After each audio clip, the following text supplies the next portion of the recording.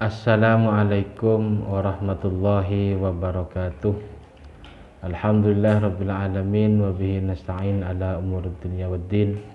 Wassalatu wassalamu ala asyrafil anbiya wal mursalin sayyidina Muhammadin wa ala alihi wa sahbihi ajmain, amma ba'du. Baiklah sahabat sekalian, pada kesempatan hari ini saya ingin menerangkan yang merupakan permintaan dari pemirsa, yaitu adalah macam-macam talak. Talak itu langsung saja, talak itu ada dua, yaitu tolakun sharih, tolakun kinayah. Ini bagian yang pertama. Ada tolak sharih. Apa itu tolak sharih? Tolak sharih itu tolak yang jelas, yang tanpa sindiran. Seperti ada seorang suami yang mengatakan kepada istrinya, kamu saya ceraikan. Itu namanya tolak sharih. Terus tolakun kinayah adalah tolak sindiran. Nah, kalau sudah bicara dengan tolak sindiran ini tergantung niatnya. Contoh seperti sudah ada pertengkaran seumpama di dalam rumah tangga, suami bilang ke istrinya, sudah kamu pulang saja ke rumah orang tua kamu. Nah, itu tinggal lihat niat suaminya. Kalau niat suaminya itu dengan melafadzkan kalimat tadi agar supaya tenang ketika tidak ada istrinya, maka tidak terjadi tolak. Tapi kalau niatnya suami itu melafadzkan kalimat tersebut untuk menceraikan istri, kata-kata pulang saja sudah kamu ke rumah orang tuanya, itu niatnya menceraikan, maka terjadi penceraian. Tapi kalau cuma ingin ketenangan, menyendiri tanpa gangguan istri, itu tidak terjadi tolak. Namanya kinayah, ini sindiran. Ini yang perlu diketahui. Ini merupakan bagian tolak yang pertama. Bagian yang kedua, talak itu ada 3 tahap. Semua laki-laki yang berstatus suami itu mempunyai 3 kesempatan. Kesempatan yang pertama yaitu talak 1. Kesempatan yang kedua adalah tolak 2. Yang terakhir adalah kesempatan tolak 3. Kalau dan 3-tiganya ini bisa diambil sekaligus atau diambil satu persatu. Saya perinci, tolak 1 dan 2 ini namanya adalah tolakun roj'i. Apa itu yang dimaksud dengan tolakun roj'i? Tolak yang bisa lagi kembali kepada sang istri tanpa adanya seorang muhallil. Ini namanya tolakun roj'i.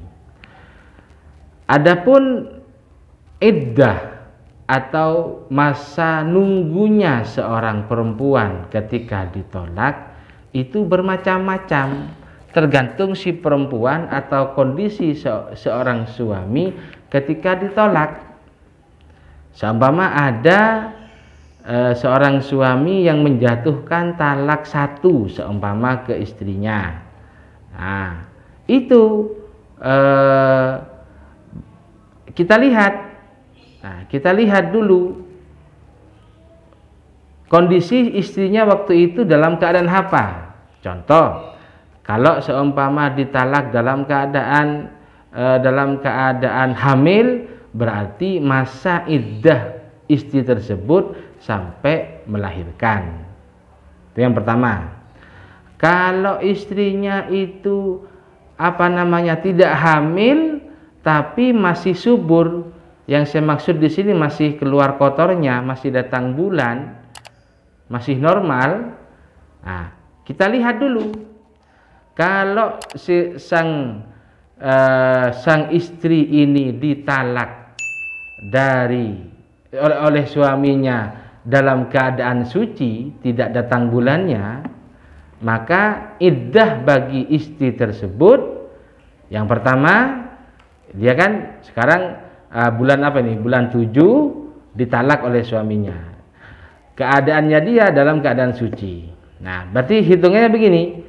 Suci head. Suci head. Suci. Nah, sampai suci yang ketiga kali ini kok sampai dia habis, kok si suami ini tidak roj'ah, tidak menarik kembali, berarti terjadilah perpisahan yang sah. Maksudnya kalau pengen kembali lagi harus menikah lagi. Kalau si suami faedahnya iddah, kalau seorang suami ini mentalak 1 atau mentalak 2, karena tolak 1 dan tolak 2 ini hukumnya sama.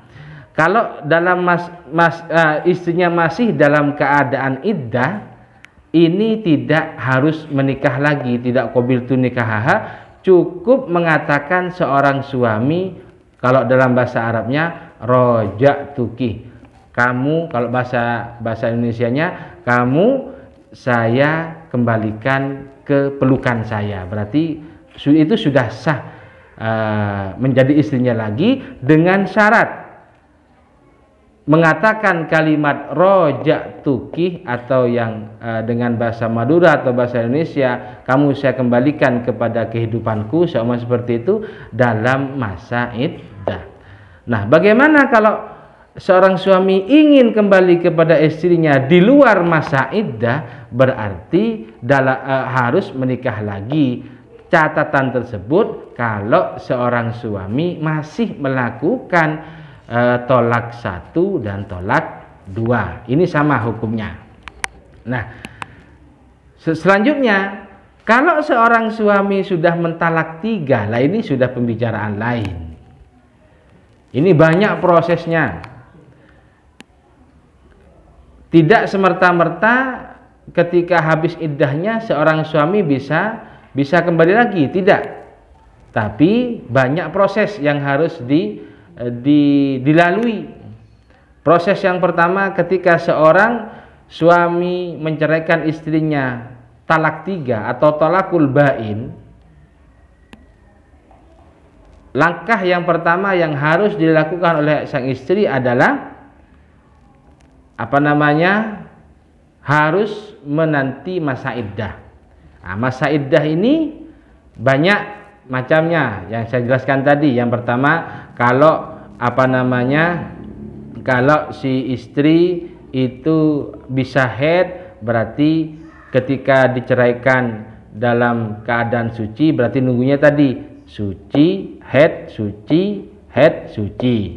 Nah, tapi kalau ada seorang suami yang menceraikan istrinya dalam keadaan haid, ini sebagian ulama ada yang mengatakan makruh hukum mentelaknya, ada yang mengatakan haram menceraikan istri dalam keadaan haid. Bukan berarti talaknya tidak terjadi. Talaknya tetap terjadi, tapi si suami sudah melakukan keharaman. Begitu yang saya maksud. Nah, bagaimana iddahnya orang yang ditalak dalam keadaan, diceraikan dalam keadaan haid atau datang bulan? Ya, kita hitung dari haid, suci, haid, suci, haid, suci. Nah, gini. Jadi agak panjang daripada yang diceraikan dalam keadaan suci. Nah, itu kriteria perempuan. Kalau perempuannya tidak bisa haid, sudah menopause, itu lain lagi. Menunggunya 4 bulan 10 hari. Jadi ada orang yang sudah menopause, ada orang yang hamil, ada orang yang masih subur atau haidnya masih lancar. Ini berbeda-beda hitungannya. Baik, saya teruskan. Yang nomor 2 tadi, yang pertama tadi orang yang yang ditalak 3 oleh suaminya atau tolak bain, itu yang pertama si istri harus melewati masa iddah. Yang nomor dua harus menikah dengan laki-laki lain.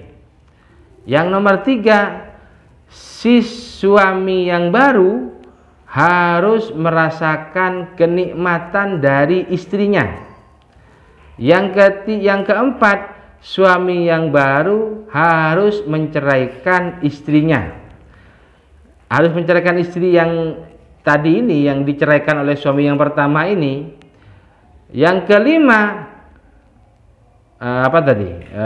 ini harus melalui masa iddah.